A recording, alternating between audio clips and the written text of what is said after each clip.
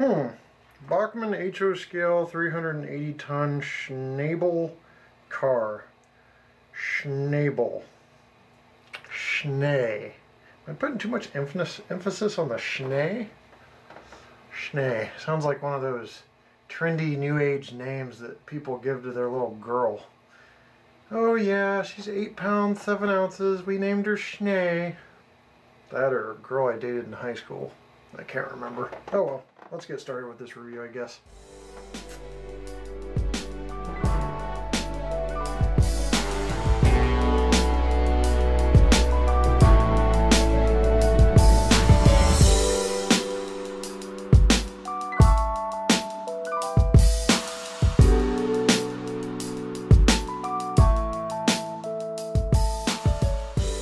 Hey guys, welcome back. Today we're taking a look at the second release of the Bachmann Schnabel car. Now this is a 380 ton massive car, the most expensive piece of rolling stock you'll find in plastic. A little bit of a glare there, but that is the open window of this Schnabel car. Now the difference between this release and the first release had like a generator type unit, smaller unit that the Schnabel car was hauling. This one has a lot longer load. That's an Allegheny refining load here. So we'll take a look at what you get for an MSRP of $349 starting right now. Alright, we're going to unbox this thing. It's been a few years since I did a review on the Schnabel car and a few years since the release. So here is, as I showed you before, the window that opens up, but we got to slide this out here. Now the box is pretty cool. Gives you a little bit of detail on the back real quick. Schnabel car's unique design allows it to carry extremely heavy loads, oversized loads, by making the load an element of the car. Two tapered lifting arms that hold the load resemble a bird's beak, which give the car its name. Schnabel is from the German for carrying beak wagon. Schnabel is a funny name for a seriously powerful freight car. Now you get 16 sets of 125 roller bearing trucks, 36-inch metal wheels which are prototypically correct, RP25 wheel contours, 8 span bolsters, the detailed load and the molded hydraulic lines and pumps, and minimum 22-inch radius on this bad boy. As we pull out the load here, I will show you the load first. Here you go. Big old tank from Allegheny Refining. You got 2 mounts on the bottom, and I'll show you how all this goes together once I figure it out. Which these little things, which look like old skeleton keys, are actually to allow the car to operate without the load. I learned that from the last Schnabel car review. You've got the manual here, exploded parts diagram. So it shows you actually how to assemble the parts. Actually, it's not the exploded parts diagram. These little CC video cameras, there's 4 pieces that these plug into the car. And since this is a piece of rolling stock, we got a little time to go over more than usual. And I'll probably cover some, if not all, of the assembly steps. But I will get you a nice good picture of this so you can pause your screen at certain times. Pause your video. So if you want to see the assembly steps there. So now you have the body and main body of this car. Whew.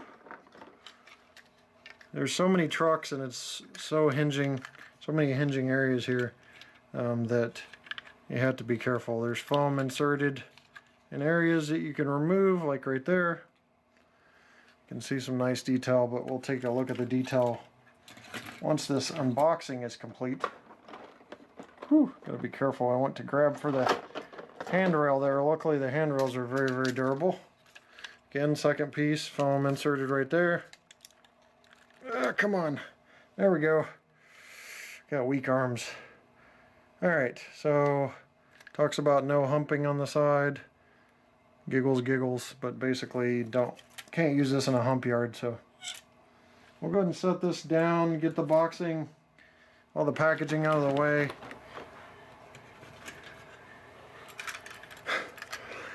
Alright, there is very little I know on this. I don't know the nomenclature or the names of a lot of things on here, but I'll name some of the things I do know. There's a brake wheel stand here. Nice little brake wheel. The details are going to be very hard to see because I don't have my turntable. It's too small actually for this anyway. You got some nice grading here going on. You've got a warning that says no humping, no flat switching without motive power. That's clear and legible. 1.35 HF comp shoes written here real small.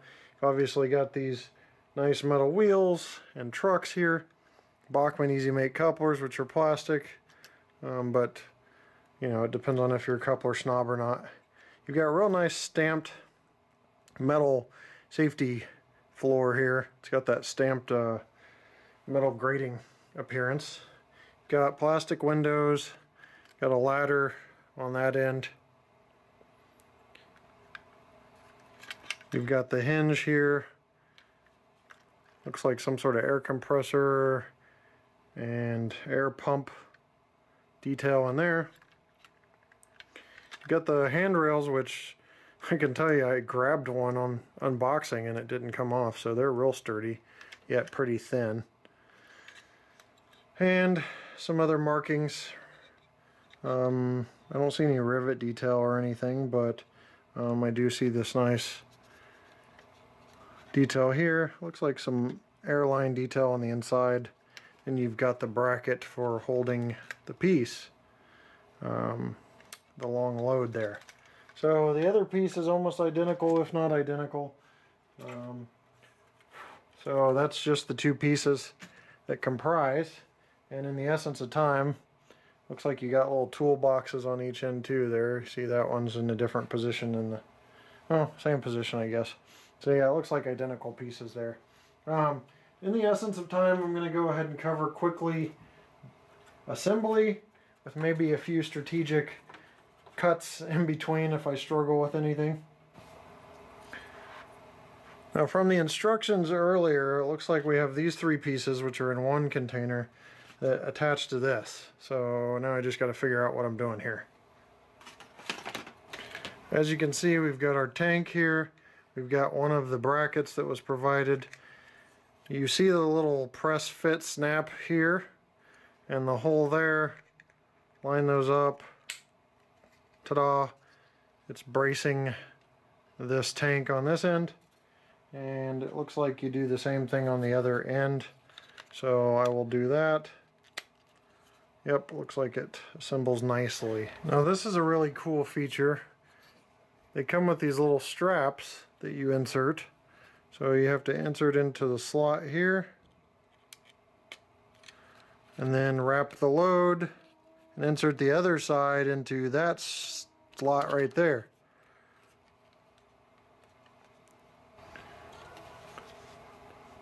So once the strap is through, you get a tight fit if you're, you know, trying to get a nice level of detail on this versus having a big loop, and you just press the strap on the bottom. It's like metallic or metal, so you can flatten it out, and it actually says in the instructions verbatim to use a small tool, press the strap along the raised part of the bottom. So that's one strap. I'll do the other strap and then we'll move on. Alright, I gotta be honest guys, I'm trying to be a little bit of a perfectionist here and get these straps tight, but I struggled with this second one. So I'm gonna give you guys some things to avoid, some real quick pitfalls to avoid. One, this is metal on plastic that's painted, so rubbing back and forth can mark up the tank. So you got to be careful with that. To get the strap to be tight and appear tight, you're going to want to hold this plastic piece up against the tank while you're wrapping the strap around. Put it on one side, torque down the other, make it even if you want to, make it not even if you want to. It's up to you. It's going to stay one way or the other. So now what we have is the nice appearance of two tight straps. There's no loops or looseness on the sides. They are up against the tank like it would be on the prototype. Obviously the prototype or the real thing wouldn't be floating around. So there you have it. Let's go ahead and move on to further steps of the assembly. Now you might want to get yourself a tool, the tiny little end, like I get this pretty small flathead screwdriver to guide those straps through because there are holes at the end of the straps to help. The last piece is this connecting piece, and you have to slide it in I would have done it on camera if I wasn't struggling with it a bit. And then wedge it in to fit in here. And it shows you in the diagram exactly what the positioning of that is at the bottom. Now before we actually connect the load to the cars, you got these little video cameras here. They're silver, very, very small.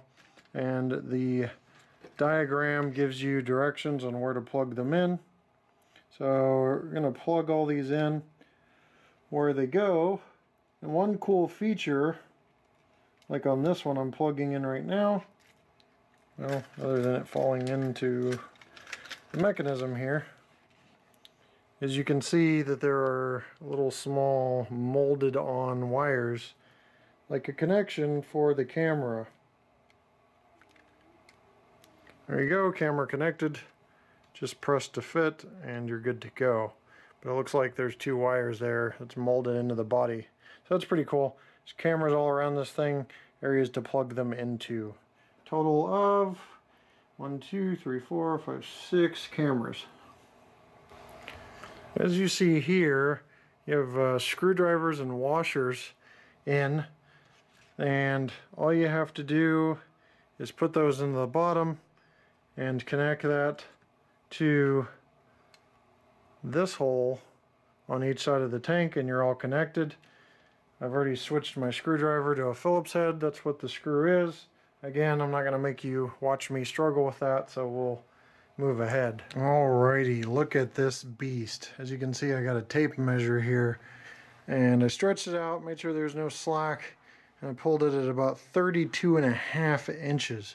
This thing is just long. Okay guys, so a little bit of a rewind here. I went to show you how the Schnabel car would go around the curve, and it was just sitting too low. So I started looking at possible problems as it started to swing out, and the thing I noticed was it's probably better to put the washer in here instead of at the bottom, like in here.